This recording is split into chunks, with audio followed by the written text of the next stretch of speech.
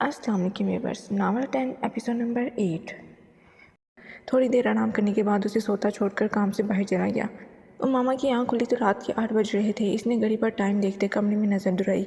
ये कहाँ चले गई? मुकर्रम को ना पाकर वो बालों का जूड़ा बनाते हुए जल्दी से बाहर आई। लाउंज को खाली देखकर इसने किचन में कदम रखा, लेकिन मुकर्रम वहाँ भी नहीं थे। वो फला जी, कहीं ये मुझे अकेला छोड़कर तो नहीं चले गए? अब मैं क्या करूँ? मुझे तो इनका नंबर भी नहीं आता। मामा ने खुद को तन्हा पाकर डरते हुए रूहानी सी आवाज़ में कहा। तभी बाहर बिजली चमकी, जिससे डरते हुए मामा चीख मारते अपने कमरे की तरफ भागी। मौसम के तेवर बिगड़ रहे थे। आसमान पर बादल छाए हुए थे। मामा को बादलों की गर्ज चमक से डर लगता था। इस वक्त वो कमरे में बैठी रो रही थी। इसका डर खौफ में तब बदला जब अचानक लाइट चली गई। वो अंधेरे में ब्लैंकेट में दबकी खौफ से थर थर कांपते हुए रो रही थी। तेज़ हवाओं से खिड़की के पट खुल और बंद हो रहे थे, जिससे अंदर आती ठंडी हवा और सरसराते पर्दे माहौल को पुरअसरार बना रहे थे। मुकर्रम प्लीज़ आ जाए, वरना मैं खौफ से फोत हो जाऊंगी। मुकर्रम अपने दोस्त डीएसपी ज़ीशान के पास आया था ताकि उसे जरनाब की गुमशुदगी से मुतल्लिक सूरत हाल से आगाह कर सके। बातों बातों में कब वक्त गुजरा इसे एहसास ही ना हुआ। जब बादलों की गर्ज चमक की आवाज़ सुनी तो उसे मामा का ख्याल आया। वो परेशान सा घर के लिए रवाना हो गया। घर आते पोर्च में गाड़ी रोकते वो भागने के ऐसे अंदाज में अंदर दाखिल हुआ। पूरा घर अंधेरे में डूबा हुआ था। मोबाइल की टॉर्च ऑन करते हुए वो सीढ़ियों की तरफ बढ़ा। कमरे के बाहर रुकते इसने हैंडल लॉक घुमाया, जो कि क्लिक की आवाज़ देते हुए दरवाज़ा खुल गया। अंदर जाते ही इसकी नज़र जो ही बेड पर पड़ी वो हैरान रह गया। ये अभी तक सो रही हैं, कहीं तबीयत तो ख़राब नहीं इसकी? मुकर्रम ने सरगोशी के इस अंदाज में खुद से सवाल करते हुए कहा और इसकी तरफ बढ़ा। या अल्लाह बचा लें मुझे, मैं किसी जिन के हाथों से नहीं मरना चाहती, प्लीज़ बचा लें। उमामा ने कदमों की आवाज़ सुनते कलमा पढ़ना शुरू कर दिया। खौफ से उसका चेहरा सफ़ेद पड़ गया था। मुकर्रम ने जैसे इसके चेहरे से ब्लैंकेट हिलाया, उमामा ज़ोरदार चीख मारते हुए बेड से उठती खुद को बचाने के चक्कर में दरम से नीचे जा गिरी। इसके उछलने पर मुकर्रम भी गिरते गिरते बचा था। या वहशत लड़की, भूत देख लिया है क्या? मुकर्रम इसकी चीखें सुनकर बौखला गया। बचाओ अम्मी, ये भूत मुझे मार देगा। मामा नीचे गिरी, आंखें बंद किए चिल्ला रही थी। मुकर्रम ने एक जस्ट में उस तक पहुँचते उसके होंठों पर हाथ रखते उसकी आवाज़ बंद की। होश में आओ मामा, ये मैं हूँ मुकर्रम शाह, कोई जिन भूत नहीं है। मुकर्रम ने उसके भूत भूत चीखने पर खफकी से कहते मोबाइल की टॉर्च सामने की, जिसकी रोशनी में उन दोनों के चेहरे वाज़ेह हुए। मामा ने आंखें फाड़े उसे देखा और जैसे ही हवास बहाल हुए झटके से उसके सीने से लगते रोने लगी। मुकर्रम से गैर मुतवक्का हरकत पर साकित रह गया। मामा के नाजुक हाथ उसकी कमर के गिर्द लिपटे थे, जबकि वो उसके सीने में छुपी रो रही थी। मुकर्रम ने उसकी हिचकियाँ सुनकर खुद को मलामत करती नरमी से उसकी पुश्त सहलाई। इसके नरम गर्म वजूद को अपने सीने से लगे देखकर एक सुकून सा उसके रगों-पैं में दौड़ गया। आप मुझे तन्हा छोड़कर चले गए थे, क्यों? जानते हैं मुझे अंधेरे से डर लगता है। अगर आप ना आते तो आज मैंने फोत हो जाना था। मामा ने हिचकियों से रोते हुए कहा तो उसकी बात सुनकर मुकर्रम का दिल डूब गया। फजूल बातें मत करो मेरी जान, मैं तुम्हें छोड़कर नहीं जा सकता। आखिरी सांस तक साए की तरह तुम्हारे साथ रहूँगा। कोई तुम्हें मुझसे जुदा नहीं कर सकता। मुकर्रम ने मोहब्बत से उसके बिखरे बाल संवारते हुए उसकी पेशानी पर बोसा देते हुए कहा। मामा का दिल बेचैन हुआ। इस मोहब्बत से गूंजे शख्स का हर अंदाज लाजवाब था। हर बार वो उसे चौंका देता था। अब भी इसका लम्स पाकर एक सुकून सा उसकी रूह में सरायत कर गया। मामा सा फरामोश करते आंखें बंद किए उसकी धड़कनों को महसूस करते मुस्कुरा दी। हवेली से लौटते ज़रार ने जैसे मोबाइल ऑन किया, दरादर नोटिफिकेशन आने शुरू हो गए।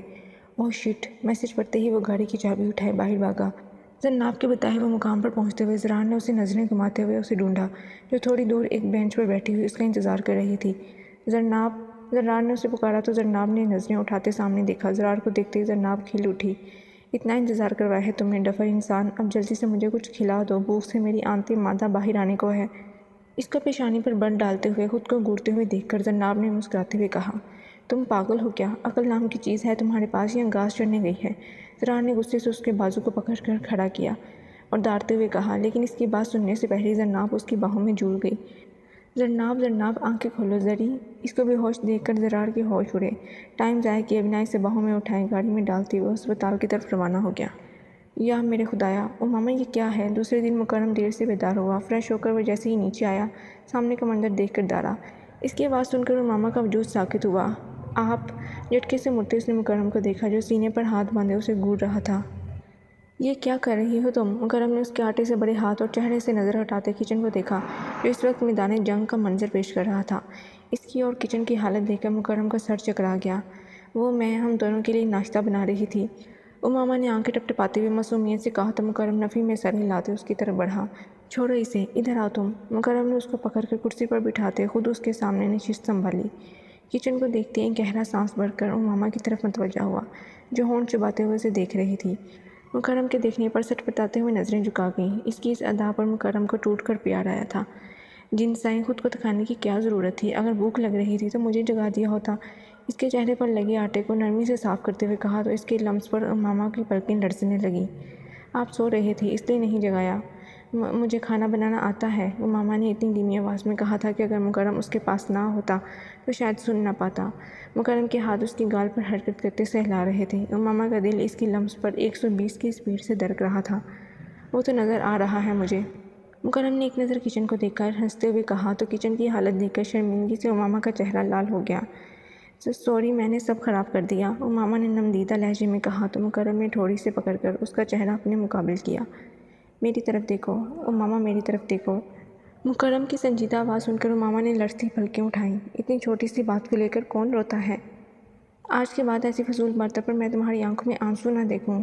اس کے سرخ آنکھوں کو دیکھتے ہوئے مکرم نے گمبھیر لہجے میں کہتے اس کی پلکوں پر اٹکے آنسو پر نرمی سے ہونٹ رکھے۔ ماما کا دل اچھل کر حلق میں آ گیا تھا۔ جسم کا سارا خون چہرے پر سمٹ آیا تھا۔ لرزتے ہاتھوں کی مٹھی بنا کر اس نے چیئر کا سہارا لیا۔ مجھے بھوک لگی ہے، لرزتی آواز میں کہتے وہ اس کے سینے پر ہاتھ رکھتے دور ہوئی۔ اس کی حرکت کو دیکھتے ہوئے مکرم نے ناگواری سے دیکھا جبکہ وہ اپنے دل کو سنبھال رہی تھی جو اس کے لمس پر پاگل ہو رہا تھا۔ اس سے پہلے مکرم غصے میں اسے ہرٹ کرتا، نظر اس کے چہرے پر پڑی تو لہو چھلکاتے چہرے کو دیکھ کر گہرا سانس لے کر رہ گیا۔ وہ اس کی اتنی سی کرمٹ برداشت نہیں کر پائی تھی۔ مکرم کو ٹوٹ کر اس نازک سی لڑکی پر پیار آیا۔ تم روم میں جا کر فریش ہو کر آؤ، تب تک میں کچھ کھانے کے لیے بناتا ہوں۔ اسے کمرے میں بھیج کر مکرم نے کچن کو دیکھا۔ اوہ خدایا، اب کبھی میری معصوم جن کے چھوٹے سے دماغ میں کھانا بنانے کا خیال نہ آئے بس، بیچارگی سے کہتے ہوئے مکرم کپ فولڈ کرتے ناشتہ بنانے لگ گیا۔ زرار ایمرجنسی وارڈ کے باہر پریشان سے بیٹھا تھا۔ تھوڑی دیر بعد ہی سامنے روم کا دروازہ کھولتے ڈاکٹر باہر آئی۔ ڈاکٹر کیسی ہے وہ؟ زرار نے ڈاکٹر کو دیکھتے ہوئے بےتابی سے پوچھا۔ شی از فائن مسٹر زرار، آپ کی وائف کا بی پی لو ہو گیا تھا اور یہ سب ٹائم پر کھانا نہ کھانے کی وجہ سے ہوا ہے۔ پلیز اس کے کھانے پینے کا خیال رکھیں۔ ابھی میں نے ڈرپ لگا دی ہے، جیسے ہی ڈرپ ختم ہوگی آپ انہیں گھر لے جا سکتے ہیں، ڈاکٹر نے پیشہ ورانہ انداز میں کہا اور ایکسکیوز کرتے ہوئے چلے گی۔ زرار نے گہرا سانس لیتے اللہ کا شکر ادا کیا اور اندر چلا گیا۔ تم بچپن سے ایسی ہو یا کوئی چوٹ ووٹ لگی ہے؟ وہ دونوں گھر آ رہے تھے جب زرار نے سنجیدگی سے پوچھا۔ کیا مطلب؟ زرناب جو اپنے ہاتھ پر ڈرپ کے نشان کو سہلا رہی تھی چونکتے ہوئے اس کی طرف متوجہ ہوئی۔ میرے کہنے کا مطلب یہ ہے کہ بچپن سے بیوقوف ہو یا کسی چوٹ کا اثر ہے؟ زرار نے سیریس موڈ میں پوچھا تو زرناب نے لال ہوتے بویں سکیڑتے اسے گھوڑا۔ تم نے مجھے بیوقوف کہا؟ جی بالکل، میں تو بیوقوف کے علاوہ اور بھی بہت کچھ کہنا چاہتا ہوں، لیکن چلو خیر۔ زرار نے اس کا لال ببکا چہرہ دیکھ کر ہنسی دباتے ہوئے کہا۔ زرار، بات مت کرنا مجھ سے، تمہارے لیے میں اتنی مشکلات کا سامنا کیا اور تمہیں کچھ احساس ہی نہیں؟ زرناب نے ناراضگی سے منہ موڑتے ہوئے کہا۔ تم اپنا خیال کیوں نہیں رکھتی جناب؟ میں نے منع کیا تھا نا تمہیں؟ زرار نے اس کا پھولا منہ دیکھ کر نرمی سے کہا۔ نہیں رکھوں گی اپنا خیال، بالکل نہیں رکھوں گی، کیونکہ میرا خیال رکھنے کے لیے تم ہو، تمہیں رکھنا پڑے گا، سمجھے؟ زرناب نے روتے ہوئے دونس بڑے لہجے میں کہا تو زرار کو اس ضدی لڑکی پر پیار آیا جو اس کے دل کی ملکہ تھی۔ اچھا رو تو مت، ٹھیک ہے، میں وعدہ کرتا ہوں ساری زندگی تمہارا خیال رکھوں گا، لیکن بدلے میں تمہیں بھی میری زری کا خیال رکھنا ہوگا۔ اگر میری زندگی کو ذرا بھی تکلیف ہوئی یا رلایا تو مجھ سے برا کوئی نہیں ہوگا، زرار نے اس کی آنکھوں میں دیکھتے ہوئے اسی کے انداز میں کہا تو زرناب کے ہونٹوں پر شرمگین مسکراہٹ نمودار ہوئی۔ زرار یہ دھوپ چھاؤں کا منظر دیکھ کر مبہوت رہ گیا۔ ٹھیک ہے مسٹر زرار، اب آپ سامنے دیکھ کر ڈرائیونگ کریں، کیونکہ میں ابھی جینا چاہتی ہوں آپ کے ساتھ۔ اب پلیز مجھے کچھ کھلا دو، بھوک سے پاگل ہو رہی ہوں میں، زرناب نے اس کا دھیان ڈرائیونگ پر دلاتے ہوئے بیچارگی سے کہا۔ اوہ سوری یار، میں بھول گیا تھا، یہیں پاس میں ہی بہت اچھا ریسٹورینٹ ہے، وہاں چلتے ہیں۔